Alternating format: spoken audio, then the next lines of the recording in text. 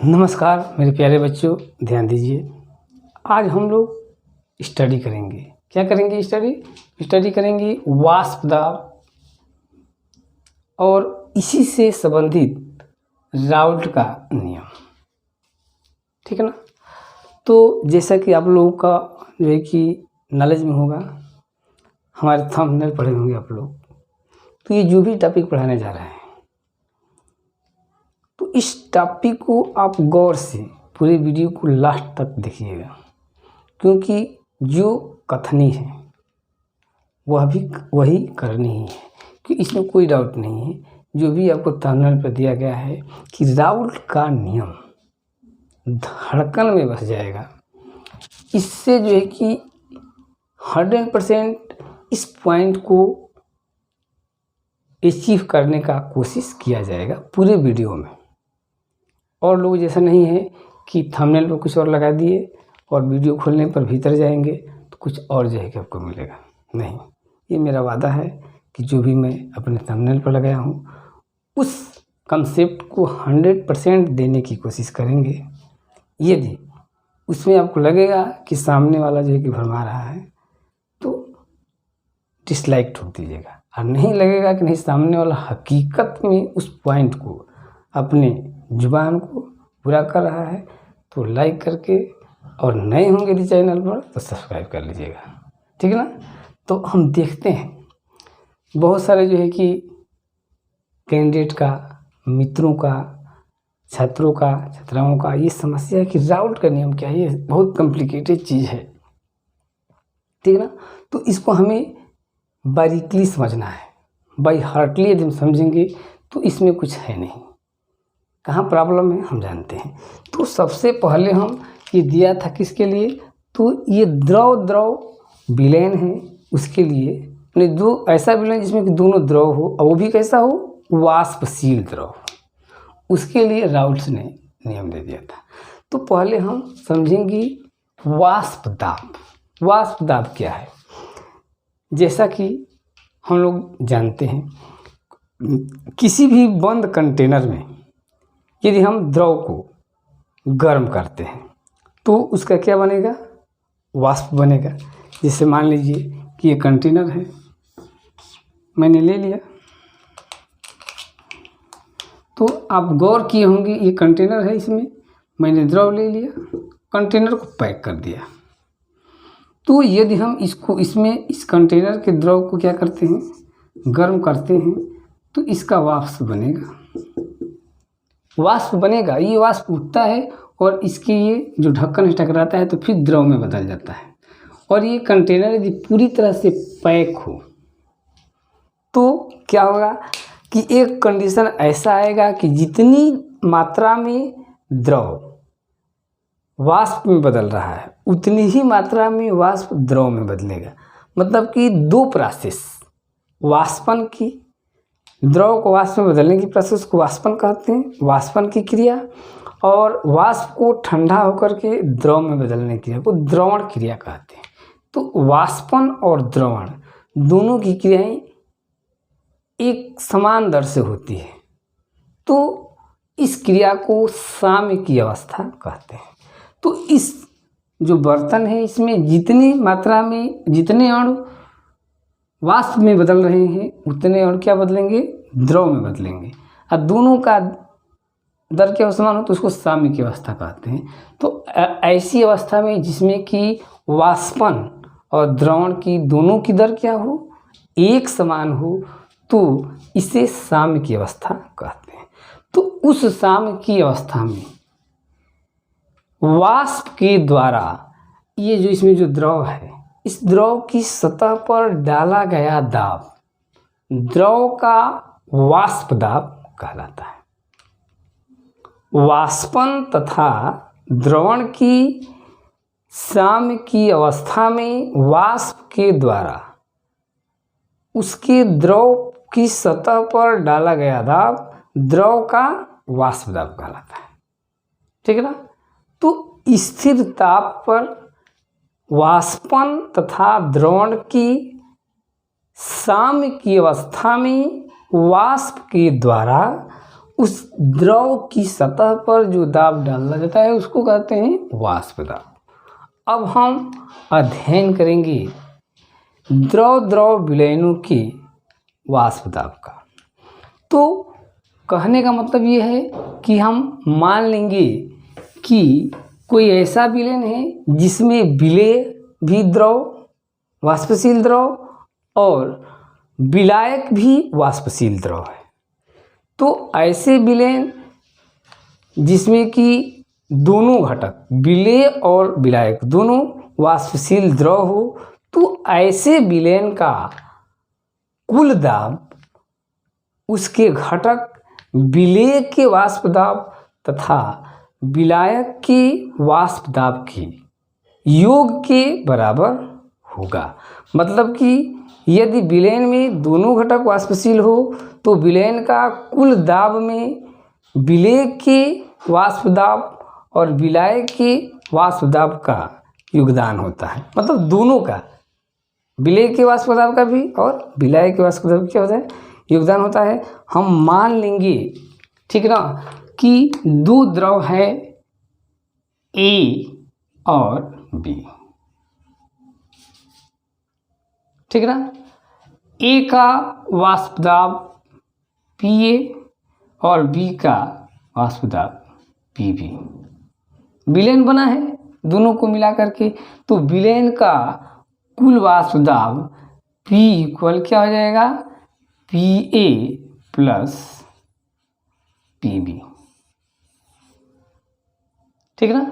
तो इसी तरह के मिश्रण द्रव से बने हुए विलयन के मिश्रण के वाष्प दाब के लिए राउल्ट ने एक नियम दिया, इसे कहते हैं राउल्ट का नियम।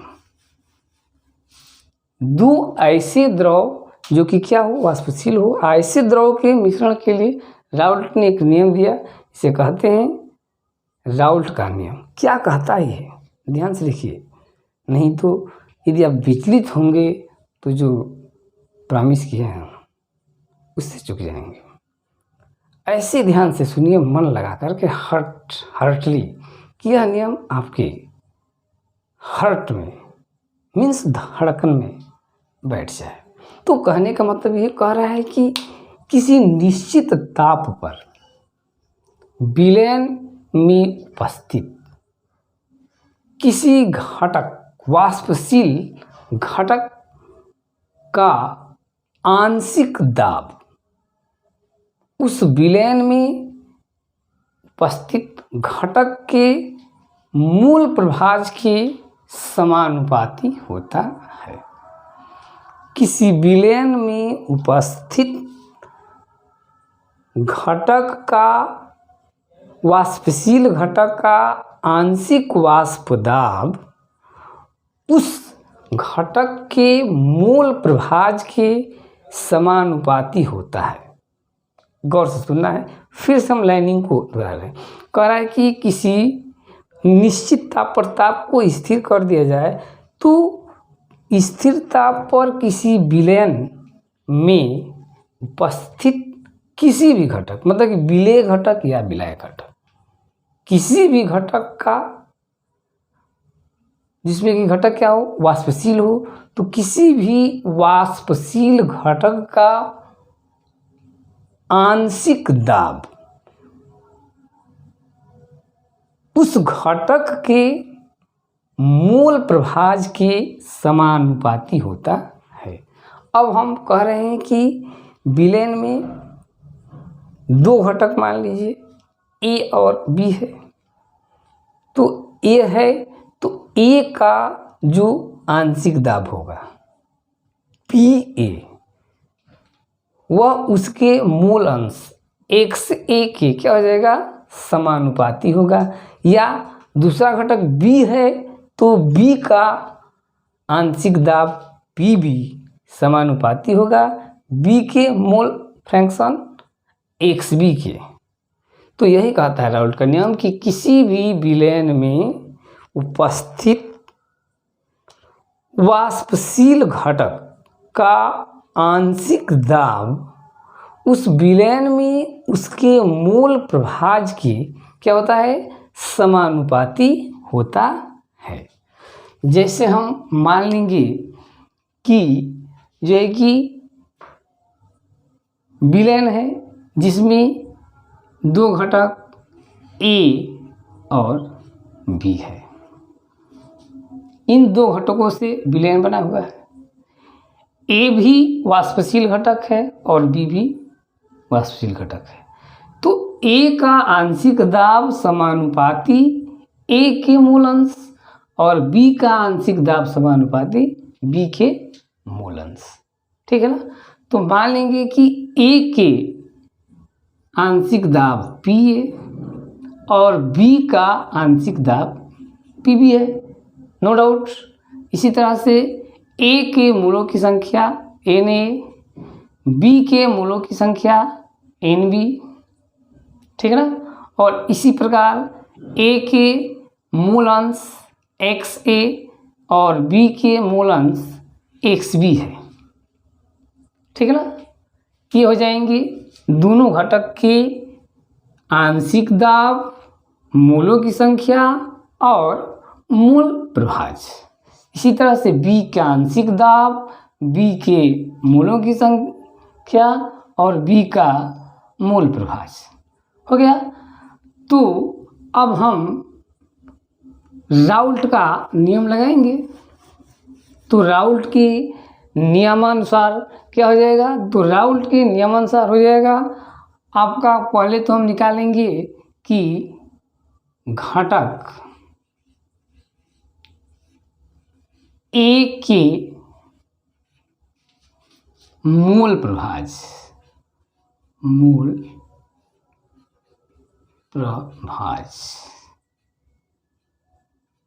घटक ए का मूल प्रभाज्य हो गया आपका, क्लियर।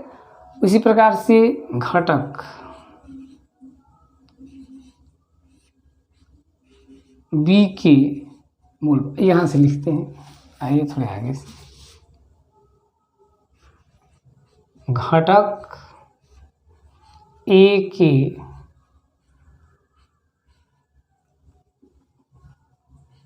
मूल प्रभाज्य एक्स ए इक्वल ए के मूल बटे में ए के मूल प्लस बी के मूल। इसी तरह से निकालेंगे घटक बी के मूल प्रभाज्य बराबर क्या हो जाएगा, एक्स बी इक्वल घटक ए बी के मूल बटे में घटक बी के मूल प्लस घटक ए के मूल। तो ये हो जाएगा आपका मूल प्रभाज्य। ए और बी के मूल प्रभाज्य कितने हो गए, एक्स ए और एक्स बी, ठीक है ना। और इसमें जो है कि अब हम देखते हैं तो राउल्ट के नियमानुसार क्या कहता है। राउल्ट ये कहता है कि किसी भी घटक का मूल, किसी भी घटक का आंशिक दाब उसके मूल प्रभाज्य के क्या होता है, समानुपाती होता है। तो हम मान लेंगे कि ए का आंशिक दाब P A equal P A असमानुपाती एक्स ए का आंशिक दाब इसके मूल प्रभाज्य की क्या होगा, समानुपाती होगा। तो लिख सकते हैं पी ए समानुपाती एक्स ए, कोई डाउट नहीं। या हम लिख सकते हैं P A equal P A not into X A. Clear है। अब यहाँ पर एक चीज आ गया, पी ए नॉट, ये क्या है भाई, तो घटक ए का शुद्ध अवस्था में आंशिक दाब है। क्या है, घटक ए का शुद्ध अवस्था में आंशिक दाब है, और पी ए क्या है, विलयन की अवस्था में घटक ए का आंशिक दाब है। पी ए विलयन की अवस्था में घटक ए का आंशिक दाब, और पी ए नॉट शुद्ध अवस्था में घटक ए का आंशिक दाब है। और एक से क्या है, तो ए का मोल प्रभाज है। इसी तरह से हम निकालेंगे। अब बी का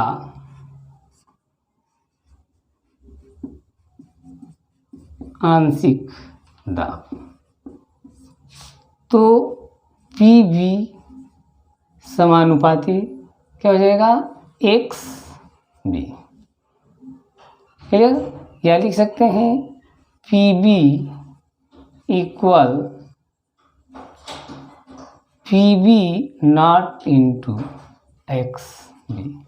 अब ध्यान देने की बात यह है कि यहाँ पर पी बी नॉट क्या है, तो पी बी नॉट है घटक बी का आंशिक दाब, वो भी कैसे, शुद्ध अवस्था में। आप पी बी क्या है, तो पी बी है विलयन की अवस्था में घटक बी का आंशिक दाब। ये पी बी क्या है, विलयन की अवस्था में घटक बी का आंशिक दाब, और पी बी नॉट क्या है, तो शुद्ध अवस्था में घटक बी का आंशिक दाब, और एक्स बी क्या है, तो घटक बी का क्या है, मोल अंश है। अब इसी क्रम में हम लोग देखते हैं, तो ये हो गया। अब यदि विलयन का कुल दाब पी हो, क्या हो, विलयन का कुल दाब पी हो, तो पी इक्वल क्या हो जाएगा, घटक ए का आंशिक दाब प्लस घटक बी का आंशिक दाब, ये हो जाएगा। अब हमें करना क्या है, तो अब हम लिख सकते हैं P इक्वल, अब ये A की वैल्यू यहाँ से उठाएंगे, PA की वैल्यू यहाँ पुट करेंगे, और PB की वैल्यू, ठीक है ना, यहाँ पुट करेंगे। तो PA की वैल्यू क्या है आपका, PA नॉट इंटू एक्स है, यहाँ पर रख देंगे PA not into X A plus, अब PB की वैल्यू, ये PB की वैल्यू इतना है, PB not into X B. Clear है? अब ये आपका एक फॉर्मूला बन गया।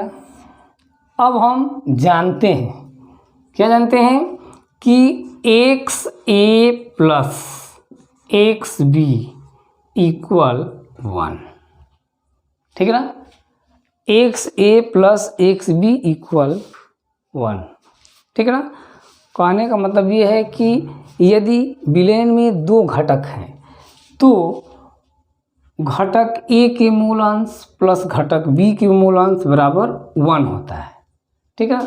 जान जाएंगे, यदि घटक किसी विलयन में दो घटक हैं, तो दोनों घटकों के मूल अंश का योग 1 के बराबर होता है। 3 घटक हैं, तो तीनों घटकों के मूल अंश का योग क्या होता है, 1 के बराबर होता है। 2 है ए और बी, तो घटक ए का मूल अंश प्लस घटक बी का मूल अंश इक्वल 1।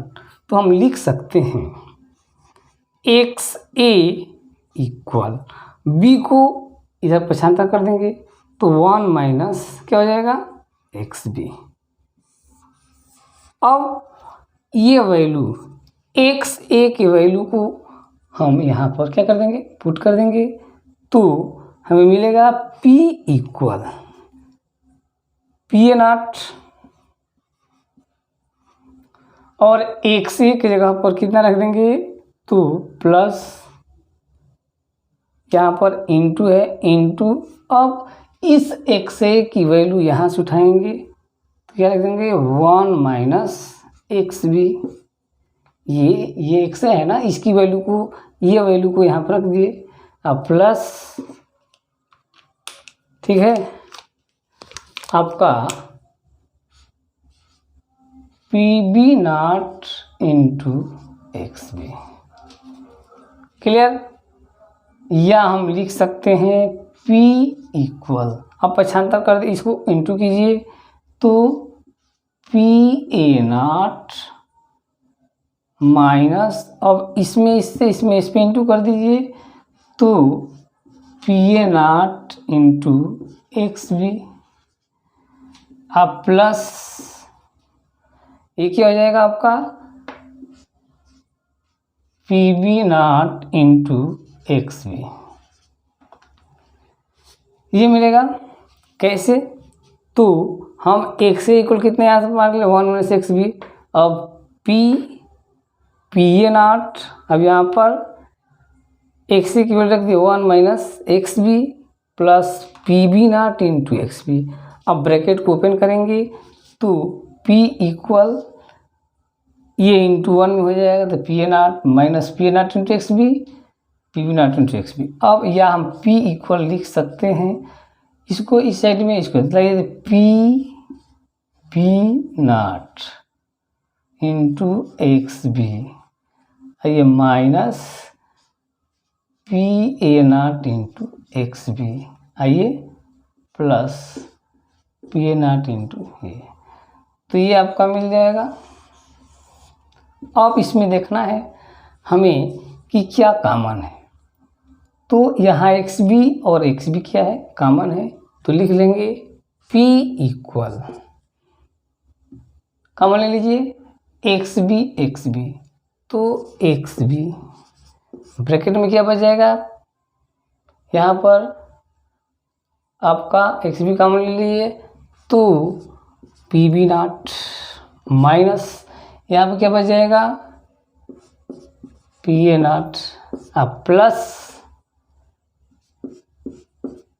PA0, तो ये हो गया आपका राउल्ट का डेरिवेशन।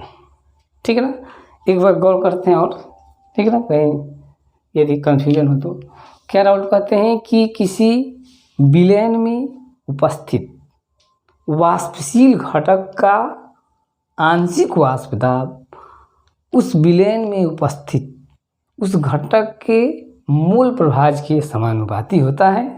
ठीक है ना, तो हम दो घटक मान लेंगे कि A और B दो घटक हैं, तो A का आंशिक दाब PA समानुपाती A का मूल प्रभाज, या PA equal PA0 into x है, जहाँ पर PA क्या है, विलयन में घटक A का आंशिक दाब है, और PA0 क्या है भाई, तो शुद्ध अवस्था में घटक A का आंशिक दाब है, XA तो घटक A का मूल प्रभाज। उसी तरह से अब B का आंशिक दाब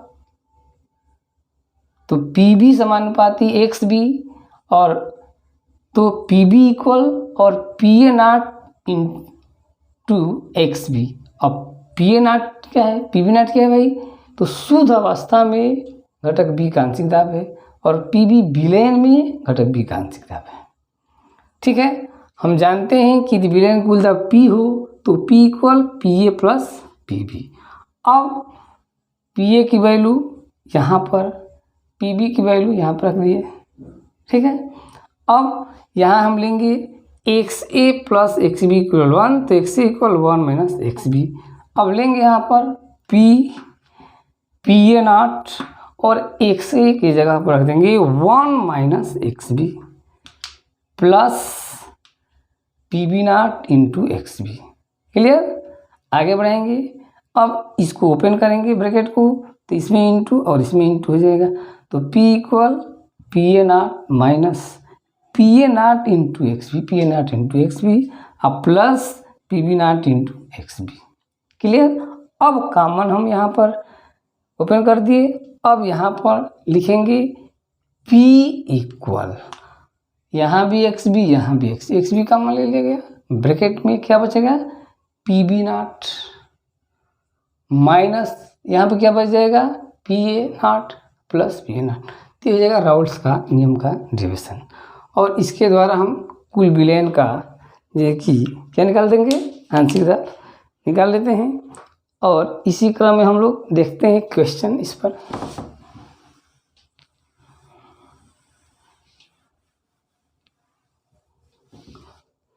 तो क्वेश्चन कह रहा है कि दो द्रव ए तथा बी है। ध्यान देना है, दो द्रव ए तथा बी है जिसकी वाष्प दाब, ए के वाष्प दाब, दो द्रव है, देखिए ध्यान देते हैं, दो द्रव है ए तथा बी। ए की वाष्प दाब कितने हैं, तो 80 है। वाष्प दाब मतलब क्या, पी ए का वाष्प दाब, ए का वाष्प दाब 80 है। दो द्रव है ए तथा बी, तो ए का वाष्प दाब 80, ठीक है ना। और पी बी का वाष्प दाब, तो ए का वाष्प दाब 80 और बी का वाष्प दाब आपका 60 है, ठीक है ना। तो ये हो जाएगा शुद्ध अवस्था में 80 और 60। तो दो द्रव है जिसमें ए का वाष्प दाब 80 और बी का वाष्प दाब 60 है। ए के मोल Na3, ए के मोल कितने हैं, 3 है, और बी के मोल है आपके 2, NB2 है। दो द्रव हो गए ए तथा बी, ए का शुद्ध अवस्था में वाष्प दाब 80 और बी का शुद्ध अवस्था में जो कि वाष्प दाब 60। ए के मूल 3 और बी के मूल 2 है। तो कह रहा है कि दोनों को मिला दिया जा रहा है, तो विलयन का कुल वाष्प दाब कितना होगा। तो राउल्ट के नियम के अनुसार जानते हैं कि विलयन का कुल वाष्प दाब P इक्वल क्या हो जाएगा, तो P इक्वल हो जाएगा PA0 into XA plus PB0 into XB। हमें विलयन का कुल वाष्प दाब निकालना है। अब हमारे पास PA0 है, कितना है, 80 है, और PB0 भी हमारे पास है, कितना है, 60 है। हमें क्या निकालने हैं, तो हमें निकालने हैं ए का मोल प्रभाज्य और बी का मोल प्रभाज्य, क्या करना है, निकालना है। तो ए का मोल प्रभाज्य बराबर, थोड़ा देख ले तो दिखाई पड़ा है कि नहीं वहाँ से, तो हाँ, तो ए का मोल प्रभाज्य बराबर Na प्लस NB, ये हो जाएगा। और बी का मोल प्रभाज्य, बी का मोल प्रभाज्य बराबर NB बटे में NB प्लस Na। अब रख दीजिए मान, Na कितना है, 3 बटे में Na3 अब प्लस NB कितना है, 2, ये हो जाएगा जो बराबर कितना हो जाएगा, ये हो जाएगा। अब यहाँ पर इसी तरह से NB2 प्लस ये कितना हो जाएगा, 2 अब प्लस 3, ये हो गया। तो अब जोड़ दीजिए यहाँ पर, तो ये कितना हो जाएगा, 3/5, ये कितना हो जाएगा, 2/5, 3/5 2/5 हो गया। अब ये है क्या चीज़, XA 3/5, ये क्या हो गया, XB 2/5, यहाँ पर रखिए। PA0 कितना है, 80 गुणे वहाँ कितना हो जाएगा, 3/5 प्लस यहाँ पर कितना है, 60 गुणे कितना है, तो 2/5। अब आइए कटाइए, 16 5 16 है, 80 और ये हो जाएगा। तो आपका 12×5 = 60। ठीक, अब ये आ जाएगा सुरतिया 48, अब प्लस ये हो जाएगा आपका, ये कट गया तो 12×2 = 24। अब जोड़ दीजिए तो ये जाएगा 2 8 और ये और 4 2 6 6 और 1 7, तो ये आ जाएगा आपका ATM। कुल दाब कितना आ जाएगा तो 72 mmHg में आ जाएगा। कितने में आ जाएगा mmHg। तो ये हो गया आपका इस पर आधारित न्यूमेरिकल। इसके बाद और सारे बहुत सारे न्यूमेरिकल जो है कि आप लोगों को बताया जाएगा। पहले तो ये बताइए कि क्या ये नियम बताए, तो उसमें प्रयास किया गया, ठीक ना। यदि इसको 100% जो है कि समझना है तो थोड़ा कष्ट करना क्या है कि इस सभी टॉपिक का हमारे पास हमारे चैनल पर ज्ञान प्रकाश गुप्ता यूट्यूब चैनल पर इसके नोट्स जो है कि इससे पहले जो है कि लोडेड है, वो भी विस्तार करके समझा करके, तो यदि आवश्यकता पड़े तो वहाँ से ले लीजिएगा, ठीक ना। नोट्स को ऑब्टेन कर लीजिएगा और 1 या 2 बार इसको आराम से सुनिए और उसको लिखिए। गारंटी है यदि आपका धड़कन में नहीं बस गया तो फिर हमसे मिलिएगा। तब तक के लिए थैंक्स।